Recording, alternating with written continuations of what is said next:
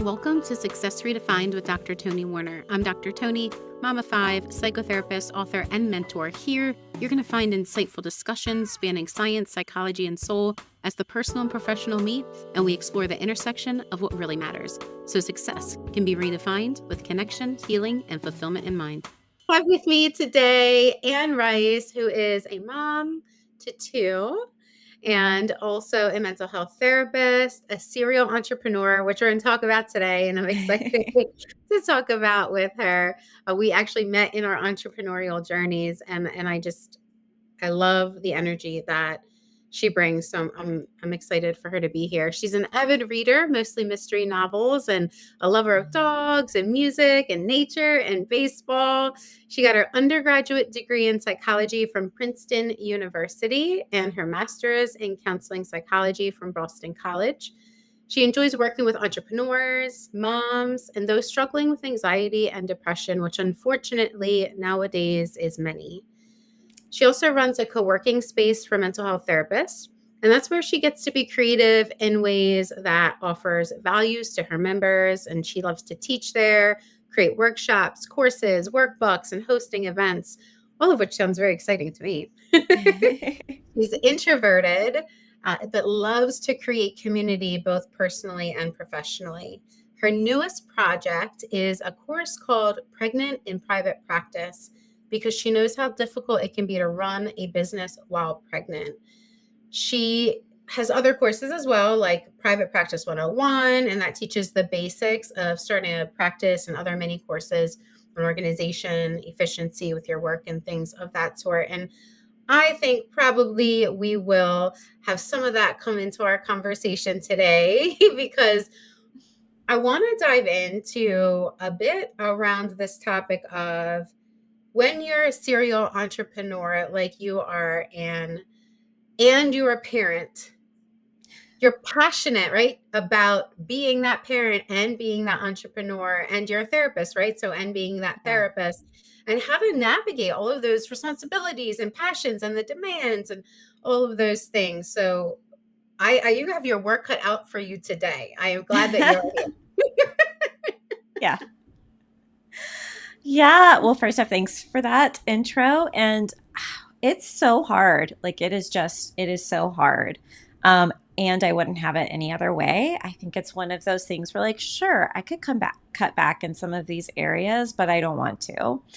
And I think when you're balancing so many things, it is so important to have good systems in place. And that's where, I try to really focus is having good systems.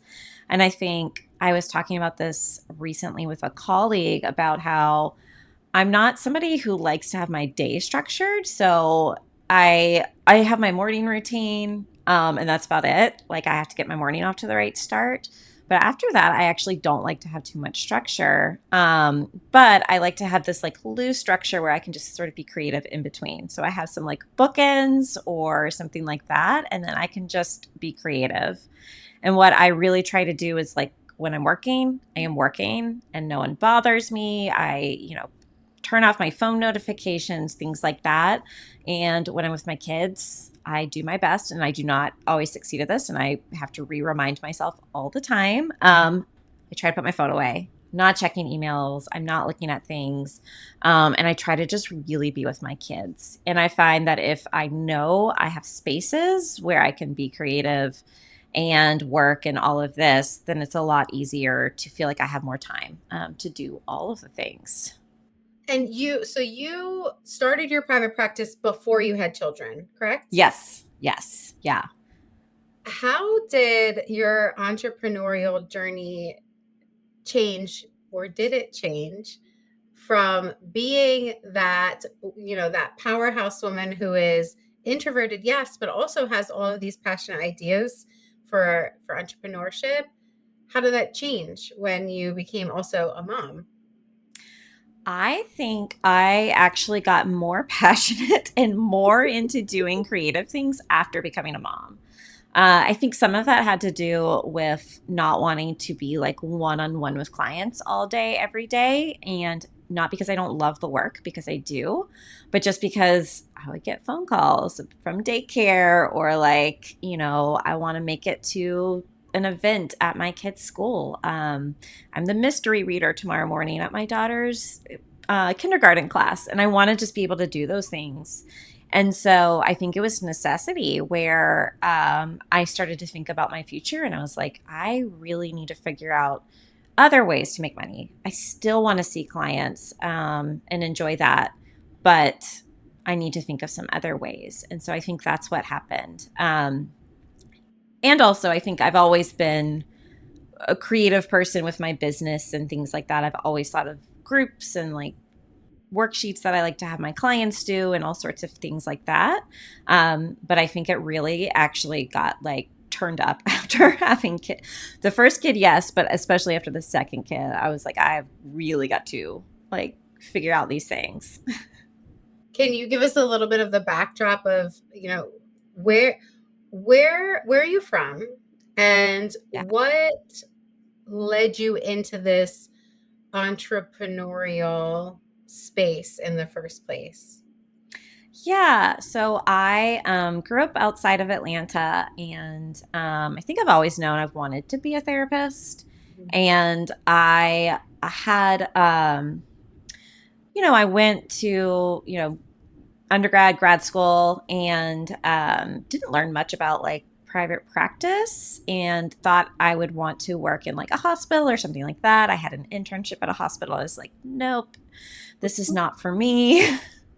And then, I, after graduating, got a job working at a school and loved working at a school. Like, really, truly enjoyed it.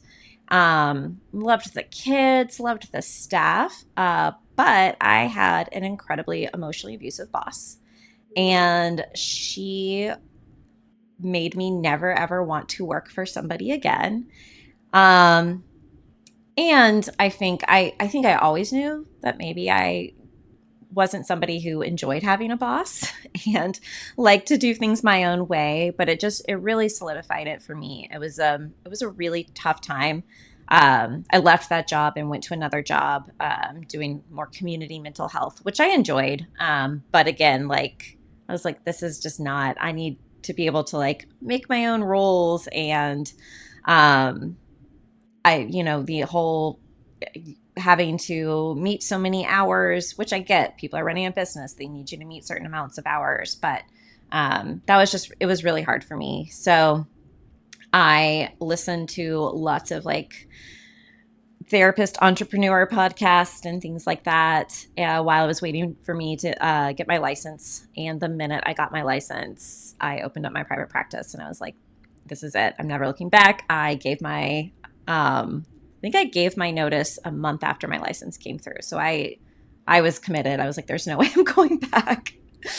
And then I outgrew sort of the whole private practice thing and was just, again, wanting something new, and was also looking for space to start doing more groups and things like that. And my husband and I were out walking our dog, and we walked past this big blue house. And I was like, I want my office there. It's going to happen. I'm going to have my office there. And my husband's like, okay, well then, like, let's call the number. And I was like, oh no, that's too far. But I did eventually call the number, and I was hoping he just had like one office for rent, but he was looking for someone to rent the whole building. And I was like, oh my gosh, don't have the money for that. And so he was showing me some other properties he had, and I was like, no, we got to go back to the house. Like, let's talk this through. So he and I talked, and I think saw that I was passionate about like figuring something out new, and he was passionate about helping. And so we came up with an agreement where he actually gave me the idea to open up a co-working space for therapists. I sort of described wanting that, but didn't have like the words for it. And so he was able to put that into words for me. And so my business, Blue House Wellness, was born, and he gave me like several months of free rent, and then slowly like bumped my rent up as I got more members. And after that point, I was like, yeah, now there really is no looking back, because I get to do like anything. And it feels still to this day, like feels so exciting about like all the different paths that I can take. That is amazing. And for those who don't know what co-working space is, myself included, Yeah. what wo- what is a co-working space? I am glad you asked because I do forget that people don't know that. And they often think about it.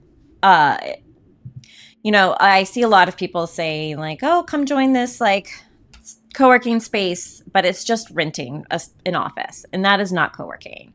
So co-working is really about the community. So I have in my space, I have about 7 offices, and then I have a separate suite for like my practice. And members can rent them hourly, and so no one's renting it like full term lease. They get it 24/7, that type of thing. We share these offices. But, we're also hanging out in the kitchen. We meet up every Monday morning to like go over our goals for the week. We have happy hours once a month. It's all about that community piece that makes it different than just I'm coming in and renting a space. And so it really is about that community and then that sharing of resources. So it's a collaborative space for different entrepreneurs? So we are only for therapists. So we and psychiatrists. So you have to be a mental health professional, and that's just how my space is set up. And in the beginning, I was inviting coaches and things like that, and other practitioners, and I don't have a problem with that. It was just we have different needs. So it's so helpful when everyone has the same needs. We all need sound machines. We all need like a couch and a chair, that type of thing. So it just makes it a lot easier. Tissue boxes, like all of that kind of stuff. Just makes it a lot easier when we all have the same focus. And so I have found it best to sort of restrict it to just mental health professionals. That is so amazing. I love that idea. It's the collaboration that you have, but also the autonomy to do things differently, separately, or together, just Yep. having that choice to do that. Is that something that the actual building and creating the co-working space, did that happen before or after you had children? So I went to sign the lease, and my parents, they helped me out some with the security deposit, and they're literally like signing the check. And I was like, by the way, I'm pregnant. So I'm sure that was like an exciting surprise. They're like, oh, okay. Learn a But lot of things here. got it. I promise, guys. So yeah, so I think of it very fondly of like being pregnant with my daughter and like starting this journey, kind of as the same time. So yeah, it was pre-kids, but the kid, it happened. I was able to build a space. And then it was nice to have the space while I was on maternity leave because then there was still some revenue coming in. I wasn't having to see people one-on-one. And so it ended up being actually a really great blessing that I had figured that out. That is wonderful. Okay. All right. You have described yourself to me in the back end as a serial entrepreneur. And it's funny because your story, I can connect with it in many ways. Is I always knew I wanted to be a therapist. Mhm. I've had a ton of experience in schools and community health and all of that stuff, and then opened my private practice. Absolutely love it. No looking back. All of that. But didn't ever think I would label myself as a business owner or an entrepreneur. Like that Mhm. wasn't a thought I had in my head. But then becoming a private practice owner automatically puts you in those boats, right? You're a business owner and you're an entrepreneur, and it opens up these doors that Yes. can be so exciting because there's so many, but also can become confusing or overwhelming, right? If there's so many. So how do you, with your 2 kids and your businesses, how do you handle the influx of ideas, of creative ideas that you get? You're like, oh, this one, and oh, this one, and oh, this one, and oh, this one. Like, these are all great.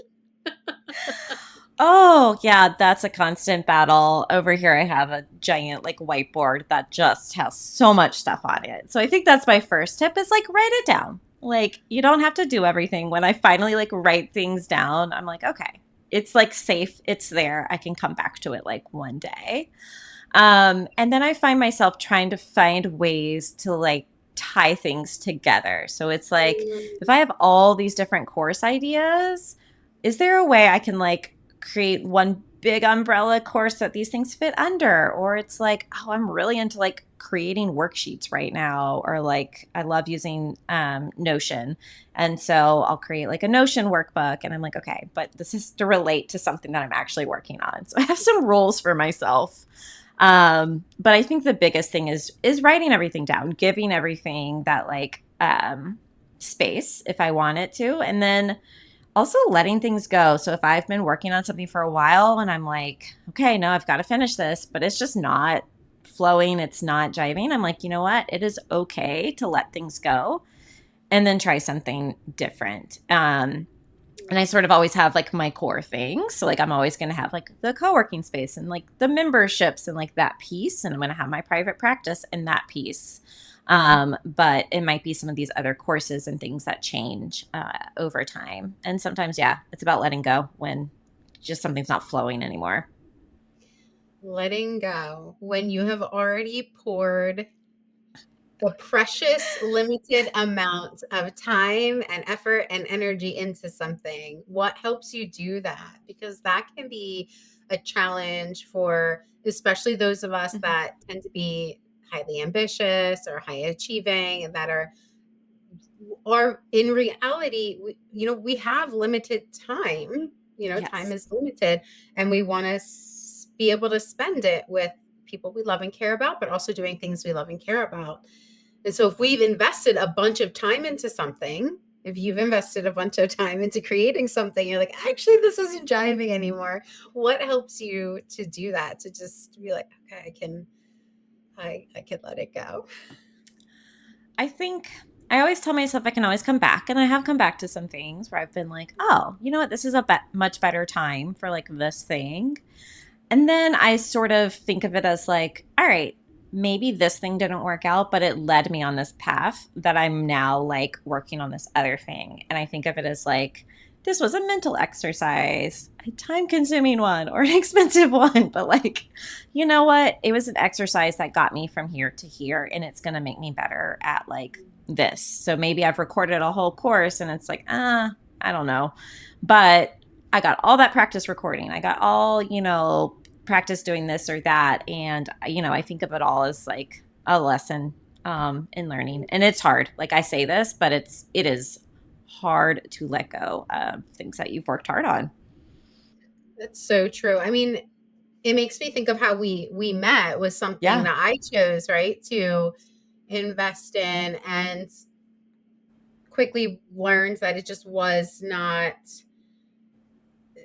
it wasn't going to support me in where I needed to focus at Yep. that particular time. Not because there's anything wrong or bad about it. It was just, like you said, not jiving. Yep. And it was hard for me to make that decision. I didn't want to disappoint anybody. I had already made, some significant time and, financials invested in it. And ultimately had to take some time with myself and come in and do some meditation and prayer and realize this is something that I have to let go Yeah. and be okay with that, even though it's hard and maybe not everyone's going to be okay with that. It was something that I had to be willing to really be honest with myself about. And so Yeah. now's not the time. Yeah, and you brought up a good point too. I think so much of it is it's not even necessarily like us letting go. It's feeling like we're going to disappoint somebody or like what are people going to think or oh no, I've spent this money and like I think if it were just me in the world, it would be like whatever, who cares? But there is a sense that we were like disappointing people which yeah, maybe that's part of being a woman in this world or something, but that makes it hard. Yeah, for sure. Okay. So you're navigating your private practice alongside your co-working space, and you also have courses with them and membership. You have about four streams constantly going. Is that fair to say? Yes, yes. But you also have creative time carved out for new innovative ideas. and creations. Is that also correct? Yeah. I How do you figure out your scheduling, right? Those four ongoing streams plus the creative flow for ongoing, like new ideas, yeah. plus wanting to be present for your family. Yeah. I have help. I have hired help. So that is so my private practice. I have a virtual assistant who is fantastic and maybe wouldn't be quite as necessary if I was a solo practitioner, but because I have a group practice, like I have to have that. And so that sort of feels like it runs itself. I mean, yes, there are things I need to deal with and take care of, but the annoying little things like phone calls or emails, like I'm not dealing with any of that. And so that is very, very helpful. And then with the co-working space, I have a full-time employee too, who really does everything. So she's amazing, and also has been my best friend since 6th grade. So that's been a really fun journey. And things would not have grown the way they have grown. I wouldn't be where I'm at without that help. Because again, she handles all the emails. She handles dealing with like when the electricity goes out at the building or whatever because of a storm, and she's dealing with all those things.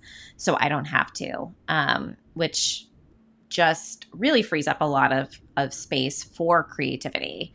Because at the end of the day, like that's what gets people to come into the space is they get to see my videos or they get to hear from me or my emails and things like that. So that's what I want to spend time on. And then something I do, I walk my daughter to school every morning. So that is our special like time in the morning, which is so fun. And but on the walk back too, that's my like I listen to business podcasts or books or things like that are inspiring. And then I like stop 800 times on my walk back and I'm like typing in notes. I'm like, oh, this is a great idea, this or that.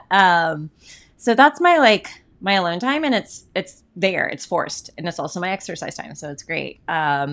So that, and I feel most creative in the mornings too. So it's nice to get that out in the mornings. And then I sometimes will have some time to sit down and journal, something like that. So I think for me, it's for me a lot. I guess it's a lot about the mornings, like having that specific time in the morning that sets my rest of my day up.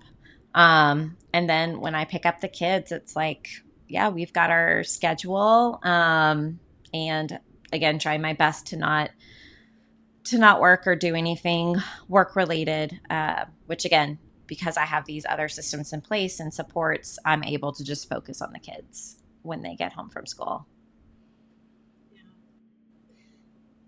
Have you always been able to have a morning routine for yourself? There's a whole world of debate out there around having a morning routine. Should moms have a morning routine? Should moms not have a morning routine? And all of that. So have you always been I'm going to use air quotes, morning person, because I don't really like Yep. that description, Yeah. but have you always been a morning person or had a morning routine for yourself, or has that changed over the years? So that has been a more recent thing for me. So I would consider myself more of a morning person, only because I am like dysfunctional after like 8 o'clock at night.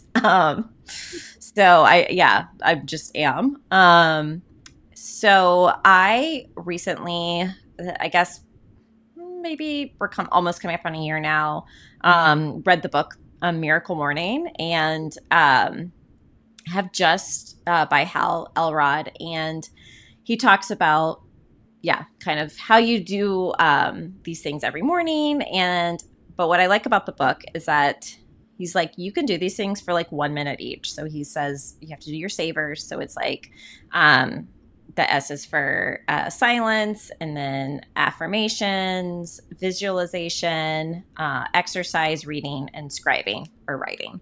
And so I started doing that. And then, like a lot of people, there's an app, and you can have a streak going. So I've had a streak going for like almost 300 days now. So I can't let that streak go.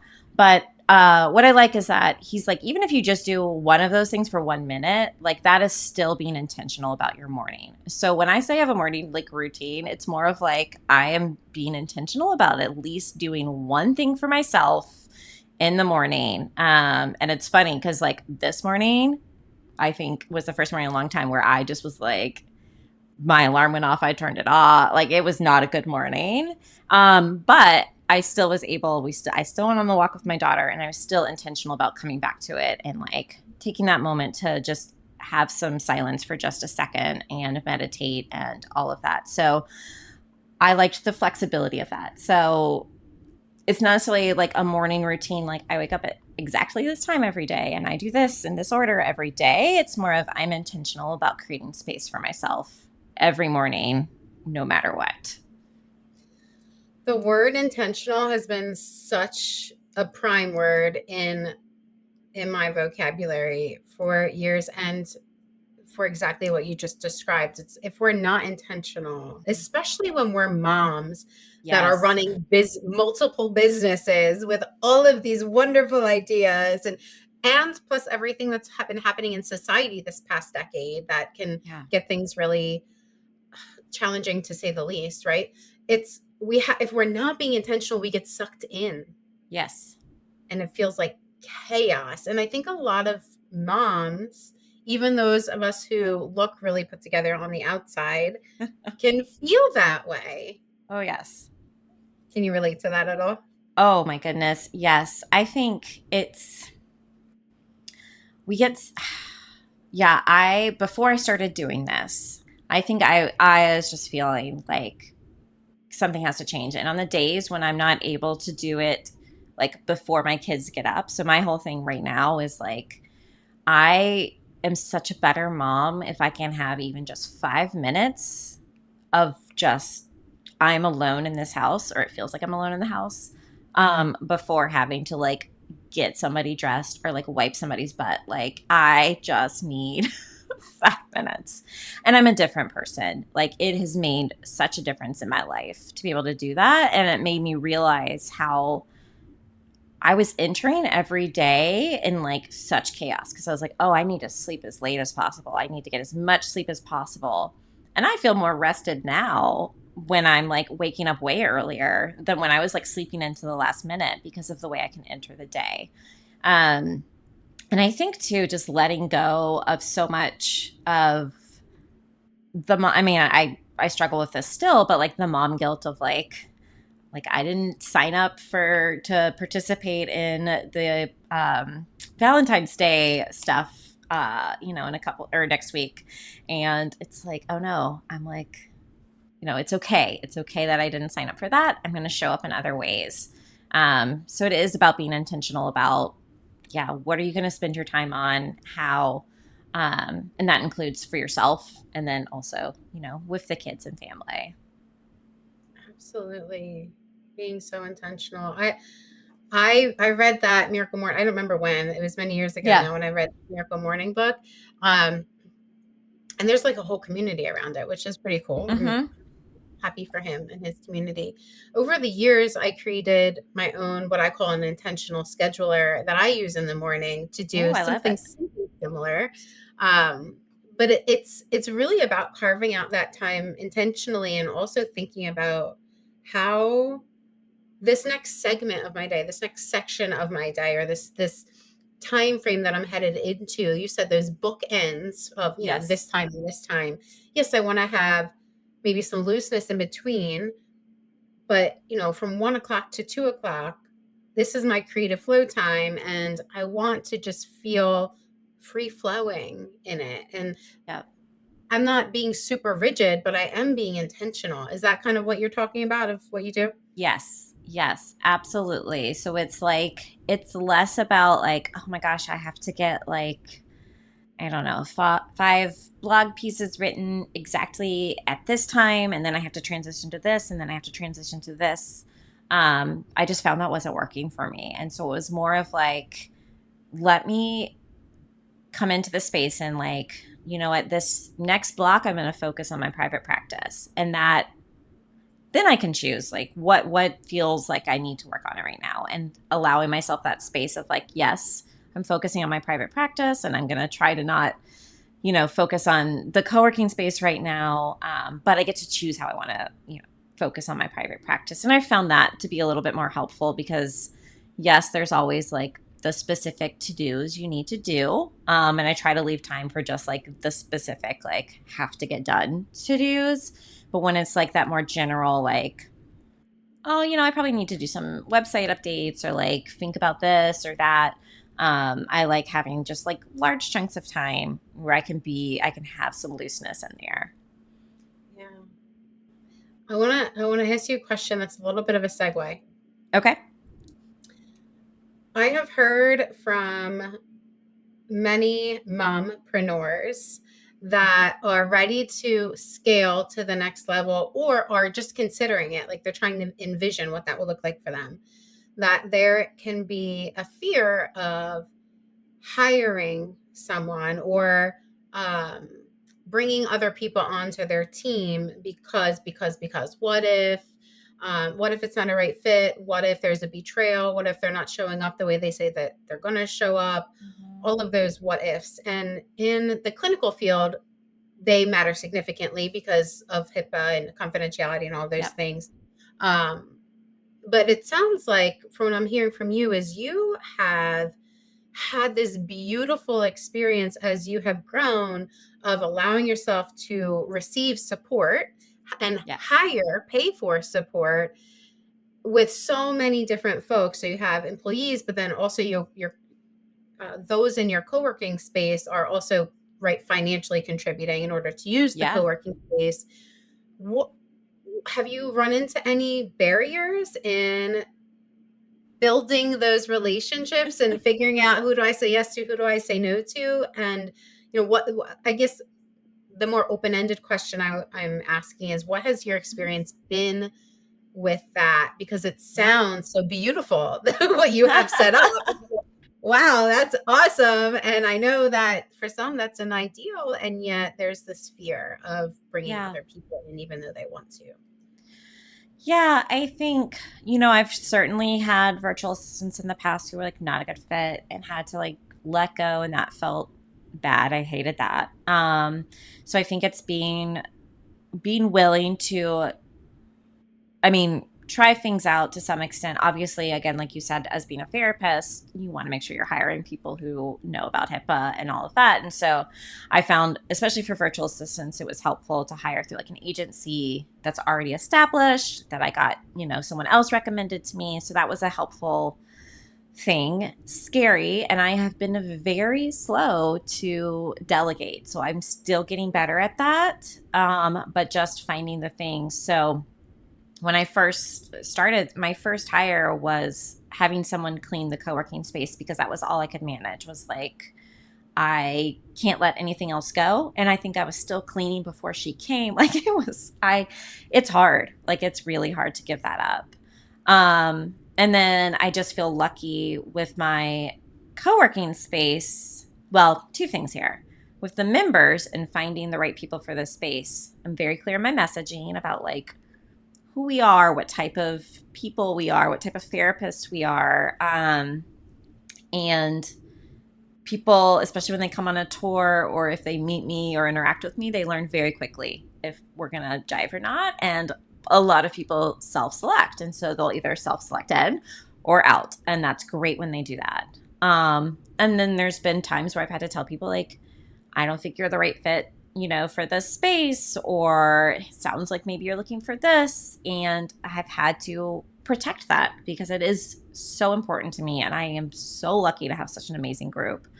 We've had a few incidents here or there with therapists who just didn't quite fit in or like was not a good fit. And, but they tend to leave. So it ends up not really being too much of an issue.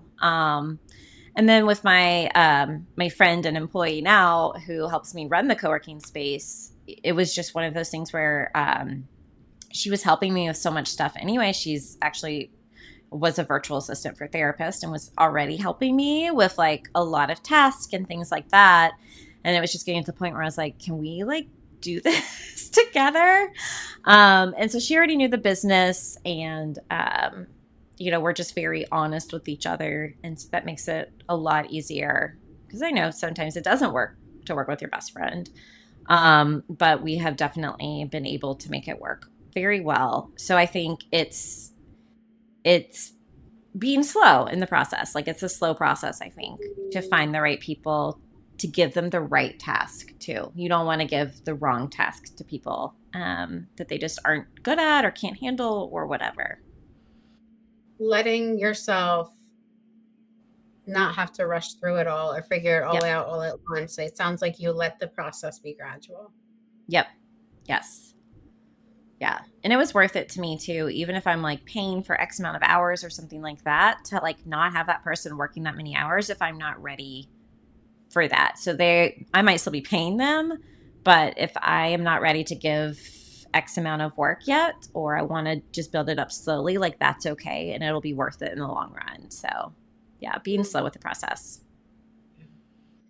Okay. Two things that I want to ask as we come to a close. Yeah. One, what is your next venture? Can you like spill the beans a little bit about what we could see coming from Anne around the pike soon? Sure. So I have, well, I guess a couple of things. So as you mentioned, my next thing is kind of getting this pregnant and private practice course up and going. And I really hope it turns into a community because I think moms need a community. Oh my goodness. So badly. And so I'm hoping a not toxic community too. Let me be clear about that. And so that I'm really hoping. And so in that community space too, I'm hoping to bring my co-working space a little bit more virtual and have more of a virtual community too. Because I think especially nowadays too, that sense of community is so important and it is what is going to help us survive right now. And I think finding like-minded people is just, it's life. Like, I just think that's life. And so I'm really excited to figure out how to really create more of this virtual space that is meaningful and not just like a Facebook group. Not that there's anything wrong with Facebook groups. I'm a part of a million that I love. But that's a little bit more than just that.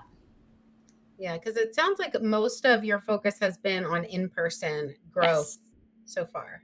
Yes. And I've done like a lot of courses live and like a lot of it's been in person. And so sort of figuring out a way to move this to a more virtual space. Nice. Nice. All right, last question. Given where you started out trying to balance motherhood with your multi-passionate entrepreneurial spirit and your businesses, if you were to look back at all of that, how would you now define success as a mom navigating all of that as compared to maybe what you would have defined it as before? Has it shifted, changed at all? What's your new redefined definition of success as a mom balancing her entrepreneurial clinical journey? Yes. I think a very specific example is that it is being able to watch a TV show in the middle of the day is success for me and like enjoy it. But broadly, I think it's the flexibility and free time. So it's not, I am, honestly, especially with all the bills, the way things are now, personally make less money right now than when I was like, didn't have kids, was seeing like a gazillion clients a week in my private practice and would never go back to that. I mean, I'm working on ramping up my income so that it surpasses that, but still would never go back and wouldn't trade it because this is just so much more fun. Again, love my clients, continue to love doing therapy, and this just I mean, I think I'm a better therapist too because I am a little more balanced now. Yeah. So to have the variety in your life that allows you also to choose, like you get to Yes. choose because you have this flexibility that you've allowed yourself to gradually build into your lifestyle over time. Yes. Absolutely. Absolutely.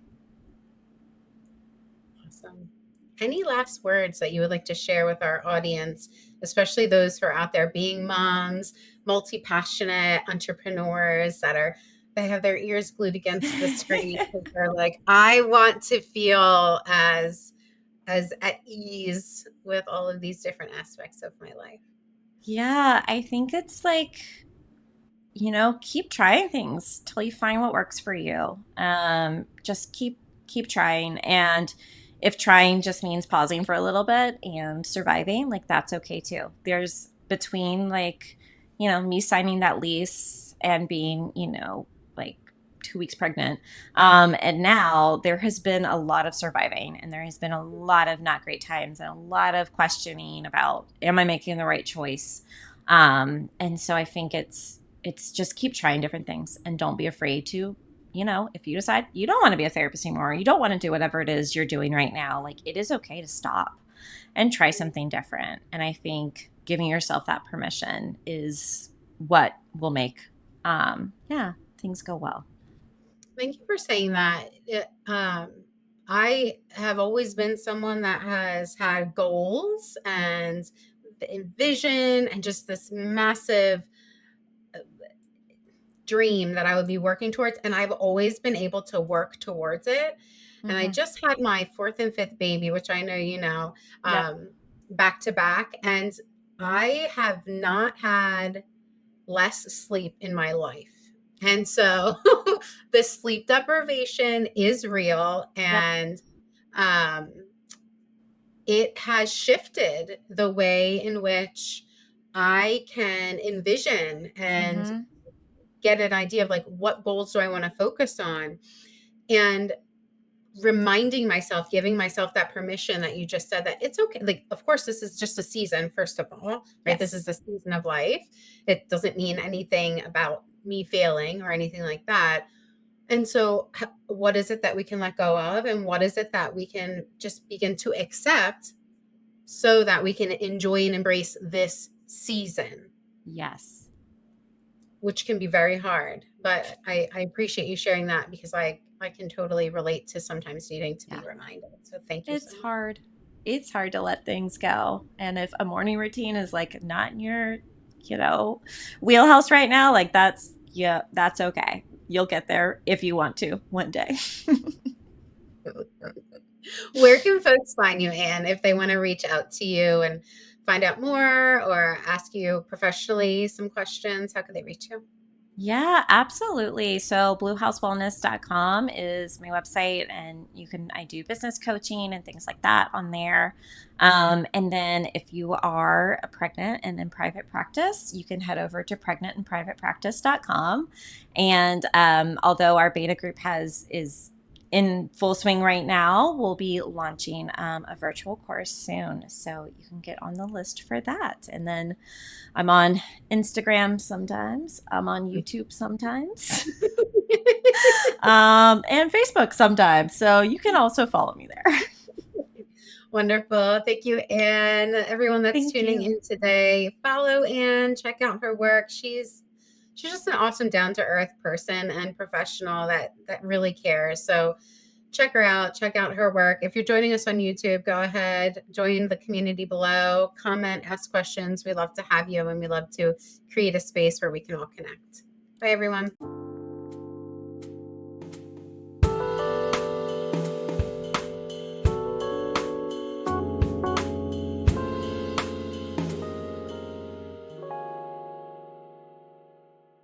Links related to this episode can be found in the show notes section. Want to submit questions about success, satisfaction, healing, and relationships, health, or work? You can do that free and anonymous at drtonywarner.com, where you'll find other resources there as well. Did you benefit from this episode? You can subscribe, like, and share with another to pass it on, because anyone can listen on the go with this podcast audio available on all major podcasting platforms.